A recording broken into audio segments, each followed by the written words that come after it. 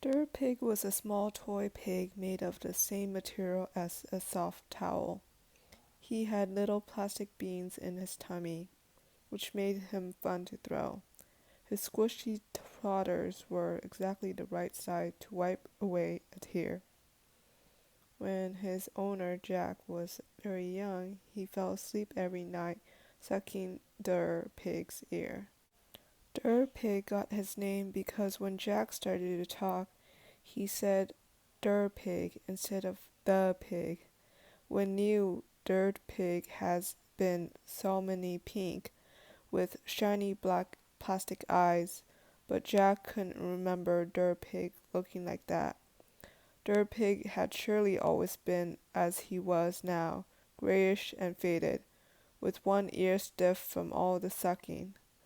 Dur Pig's eyes fell out, leaving tiny holes in his face for a while, but then Jack's mom, who was a nurse, sewed little buttons in place of the missing plastic beads.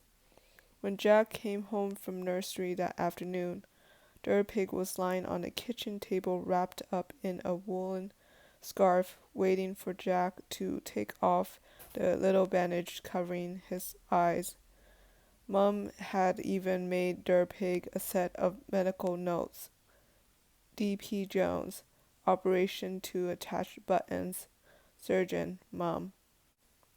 After his eye operation, everyone started calling Dur Pig DP for short. From the time he was 2 years old, Jack would never go to bed without DP, which often caused problems, because when bedtime came, DP was usually nowhere to be found. Sometimes it took Mum and Dad a long time to find DP, who turned up in all kinds of places, hiding inside one of Dad's shoes or scrunched up in a flower pot. "Why'd you keep hiding him, Jack?" Mum asked every time she found DP curled up in a kitchen drawer or hidden beneath a sofa cushion. The answer was private between Jack and DP. Jack knew DP liked cozy spaces where he could snuggle up and sleep. DP liked doing exactly the same things Jack did, crawling under bushes and into hidey holes and being thrown up in the air. Jack by his dad and DP by Jack. DP didn't mind getting dirty or being dropped accidentally in a puddle as long as he and Jack were having fun together.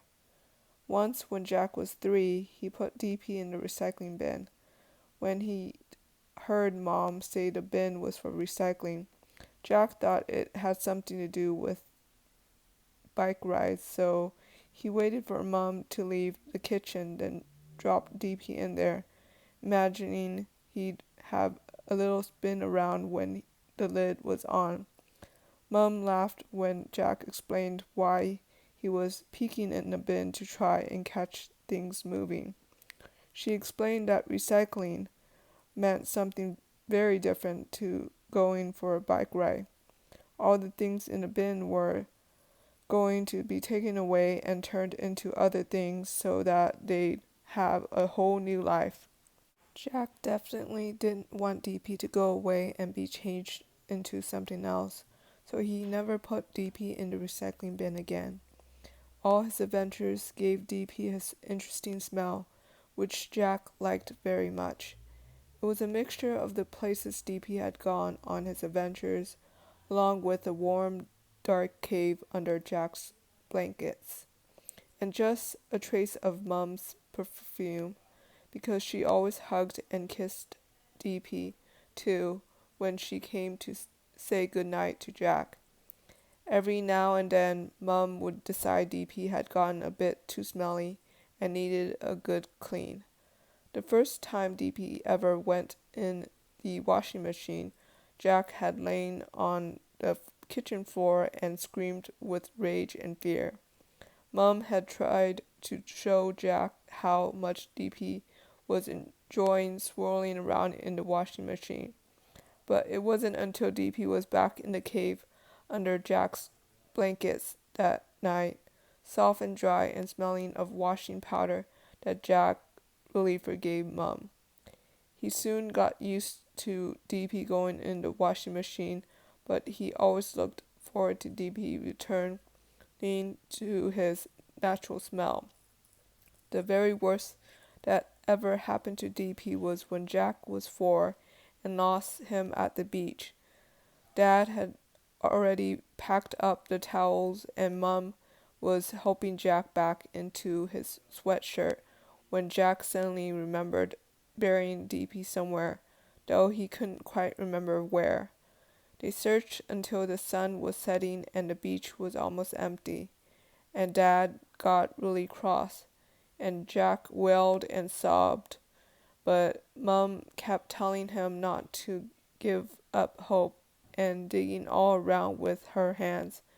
Then, just as Dad was saying they'd have to leave without DP, Jack dug his bare foot into the sand and his toes hit something squashy.